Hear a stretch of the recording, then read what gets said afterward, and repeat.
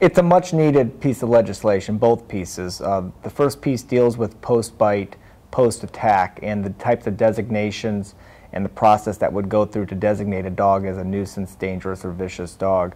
The other piece of legislation that we passed, I feel, is just as important, if not more important, which is what we've been referring to as the pre-bite legislation.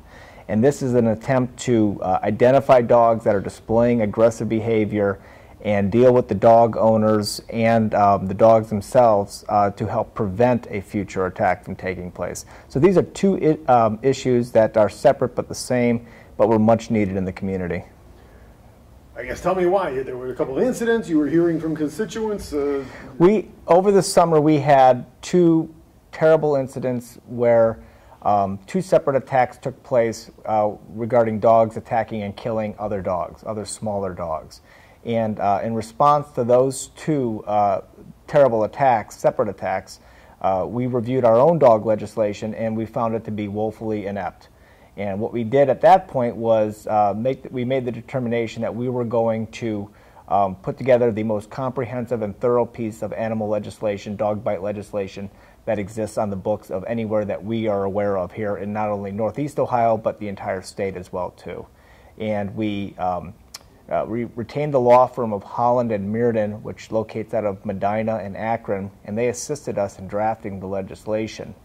And there's really nothing else like it in the state of Ohio that deals with not only, like I said, the pre-bite legislation, but also the post-bite as well, too. An attempt to deal with the dog owners in a very firm way, but also in a very fair way.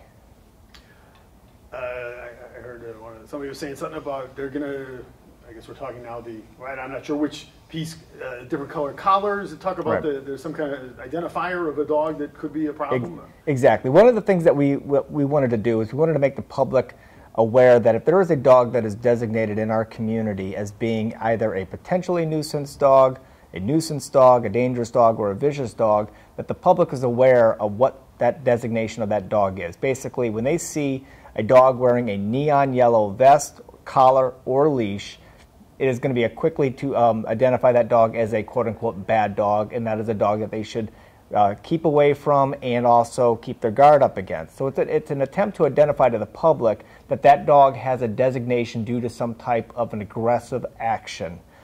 That is one of the restrictions that we have placed on these designated dogs. The other ones are mandatory spaying and neutering, mandatory microchipping, requiring the dog to be kept in a fenced yard with a self-latching gate, the fence being at least 6 feet high, requiring the dog to be kept in a locked pen with a secured top, requiring signage at on the outside premises of the home identifying that a dangerous, vicious, or nuisance dog lives in that home. So we took a broad range of ideas and restrictions to help make this community safer. Wow.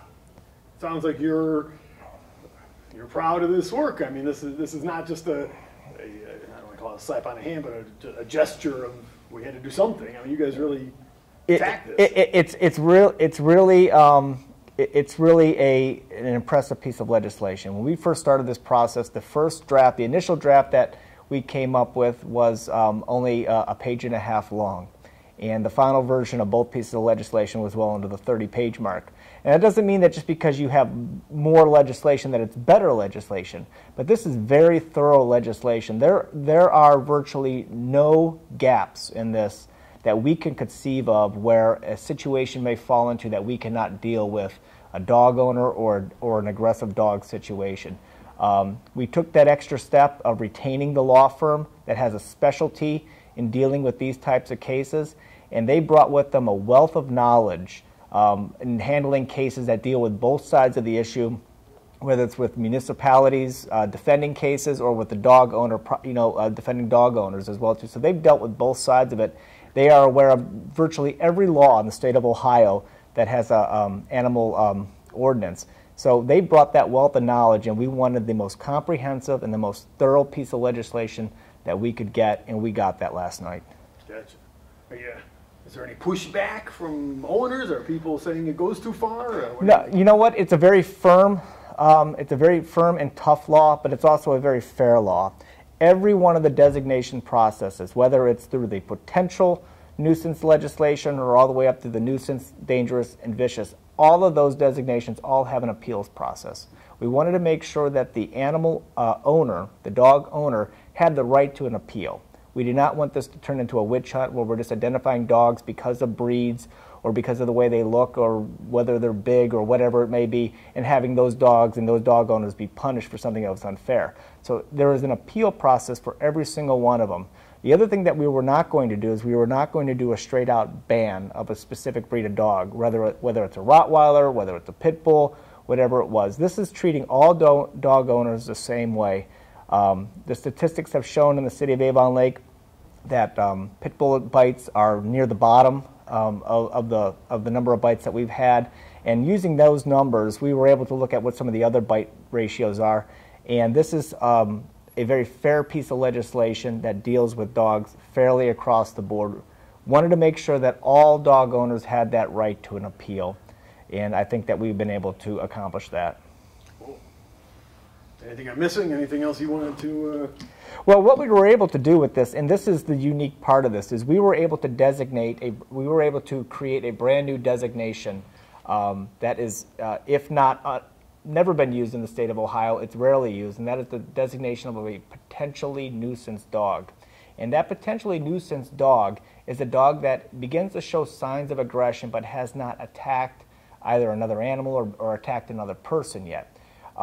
So we are able to prevent attacks by doing this. So if there is a neighbor that is seeing signs of aggression on a dog, they can contact the police department and say that this dog is showing signs of aggression, that they have worries about this dog, how it interacts in the neighborhood, whatever it may be. The police department will then dispatch an animal control officer to the scene, talk with the complainant. The complainant has to be willing to sign a statement identifying that what they saw is true, so that way we don't have anonymous complaints coming in. They have to be willing to testify to that as well too, so that way we know that we're getting an actual complaint and not pitting neighbor against neighbor in some of these feuds that take place. So once they do that, then the police chief or the animal control officer will then talk to the dog owner and observe it and conduct their own investigation into that dog's temperament. And then at the conclusion of that, they could conclude that this dog is not any danger to the public, or that this dog may have the potential to cause problems to the public, and then they can designate that dog one of the new levels that we have created, which is a potentially nuisance dog level 1 and 2. And there are restrictions with that. And then the great thing with that is because these dogs haven't really done anything yet, but they're showing signs of aggression, and they get this designation, what we wanted to do was make sure that we put the onus back on the animal owner, and give them the opportunity to take corrective action to make that dog a better canine citizen. So through obedience training, through no further incidents, through going through the restrictions that are going to be required, that animal owner in a period of time can petition the city and the police department to have that restriction removed once it shows that that dog is no longer a potential threat. So we are really trying to get the assistance of the animal owner as well too. We're not just here to punish animal owners and restrict dogs strictly for doing it. We really want to make the animal owners take the responsibility and train their dogs properly, make them a good canine citizen. I think we're good, David. All right. I had a piece of paper or something for you to look at. You know, we need that shot of you doing something.